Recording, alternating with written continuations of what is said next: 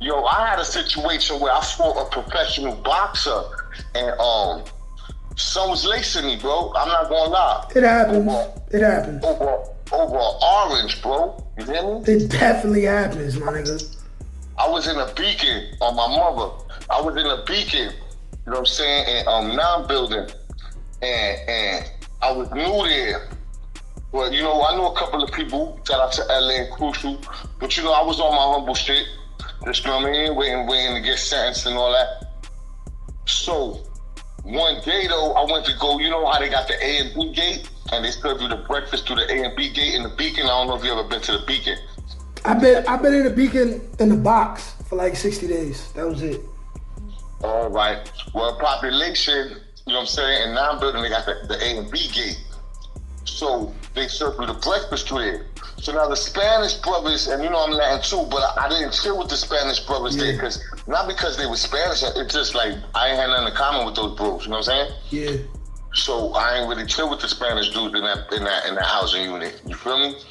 Well, but God bless them. But anyway, one day breakfast came right early in the morning. The Spanish brothers, they make this drink called Morir Soñando. You heard? Okay, what's that? It's like hooch. It's hooch. It's kind of like a hooch, but not really. It's kind of like an eggnog, but with oranges. And I don't really know how to make it. I think it got like milk and orange or something like that. No, I heard you said they were Spanish, right?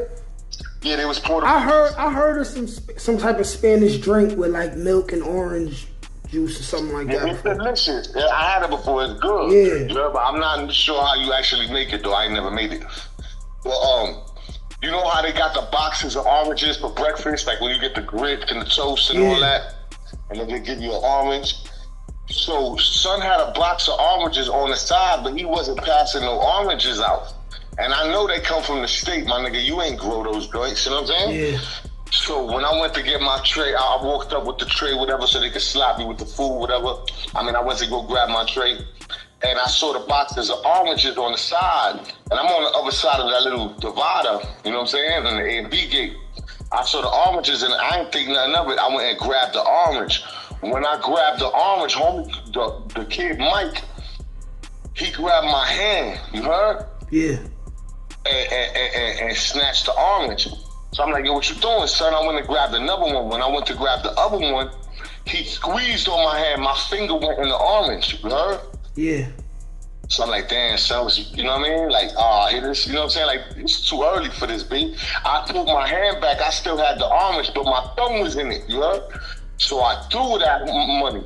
Yeah. He's like, yo, play my stuff. So his stuff was on the bottom chair. So he got out, you know what I'm saying? He threw his little apron off, whatever. He started walking towards his cell. I let him pass me. He walk in his cell. I walk in the cell too, and we start getting it in. Son, we fighting, and we fighting with the hand, and he hit me with like a 3-piece. Now, you ever get hit so hard where you see a flash of white? I've seen at least 2 days like that in my life, for sure. Out in the town and in jail. Facts. Well, when he hit me with he like 3-piece me. That mean a nigga hit hard, like no cat. That nigga hit hard. And he hit fast too. So he let me come out of it. You heard? Yo, I'm dizzy. I hit the wall. Boom. He lets me come out of it, son. I'm shaking it off, and then he rushed me. Now I'm thinking to myself, it was a split-second decision where I was like, I ain't throwing the hands with him no more. So when he went to rush me, I lifted him, son. I don't know if you know about, y'all know you know, but the floors in Rikers Island are the hardest floors in the universe. Nigga. You know what I'm saying? Stupid hard. Pause. Facts. The floors in Rikers Island, I don't know what the heck that shit is made of, but when I scooped him and I slammed him on his head, bro, his head bounced off the floor. There was this big Muslim brother, I don't know his name, but he still had every muscle you could imagine. I was skinny too. We was both skinny niggas, but son used to be a professional boxer. I didn't know that till afterwards. Yeah, you was the underdog in that situation. I was the underdog in that situation. I was about to get so up, son. That 3-piece, you know what I'm saying, made me realize how real it was. You heard? He slipped when he let you get out of it. He slipped. That was his arrogance. That's a fact.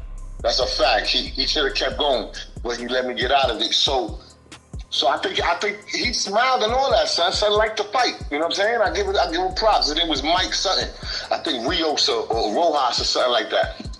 Well, after I slammed him, I got scared for the nigga. You heard? Because the way he hit his head on the floor. Facts. That's scary. That's how I caught my charge too, man. I slammed the nigga right on his neck in the concrete, and he was like stiff for like 3 seconds. I thought I killed the nigga. Word. Yeah, I thought I killed the nigga for a second, bro. But all of a sudden, from behind, somebody grabbed my shirt and pulled me out the cell. He said, yo, you won, it's over.